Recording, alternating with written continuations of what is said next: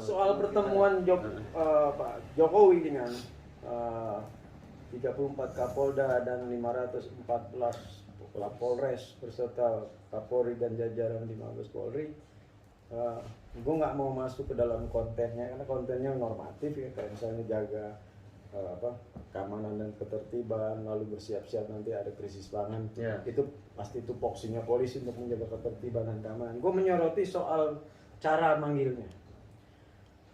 Sebagai bapak gue di polisi nih, jadi buat polisi itu apalagi perwira, topi dan tongkat adalah kehormatannya.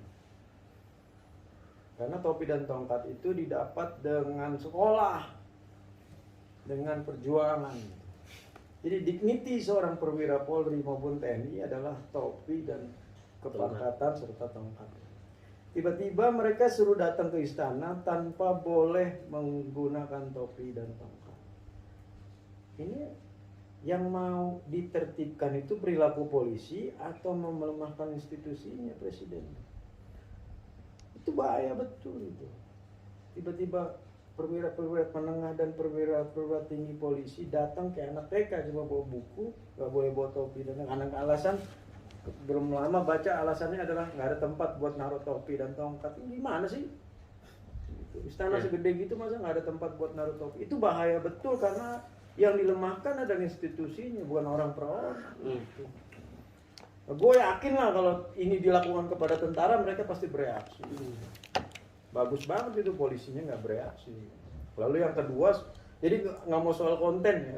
Kalau kontennya menurut gue normatif lah itu karena tugas. Yang kedua adalah soal kenapa harus presiden langsung yang kasih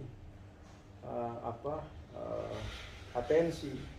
Kenapa nggak berjenjang dari presiden kepada Kapolri, lalu Kapolri memberi atensi kepada Kapolda, Kapolda baru memberi atensi kepada Kapolres. Bukankah begitu bunyi-bunyiannya biasanya selama ini? Kenapa harus presiden yang memberi atensi pada Kapolda dan Kapolres? Apakah Kapolri udah nggak punya power lagi untuk memberi atensi pada bawahannya? Itu kan juga jadi problem, pertanyaan. Lalu soal soliditas TNI Polri, ya yang harus kita perhatikan sekarang adalah begini, bahwa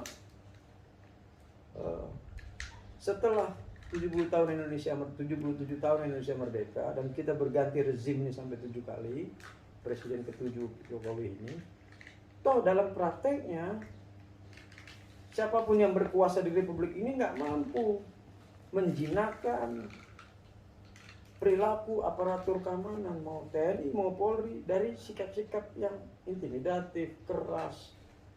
Coba ente bayangkan aja mau ganti presiden berapa kali kan mereka tetap begitu, sama demonstran mukul, sama rakyat nakut-nakutin pakai vlog. Bayangkan aja kalau anggota DPR sekelas Effendi Simbolon jadi teror pakai vlog, itu kan republik apa ini?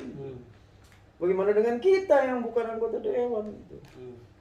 Nah, tandanya apa? Ganti-ganti rezim berganti-ganti, itu mereka tidak mampu menjinakkan aparatur keamanan ini agar lebih bersikap membumi, bersikap rendah hati, bersikap seperti Jenderal Sudirman lah gitu.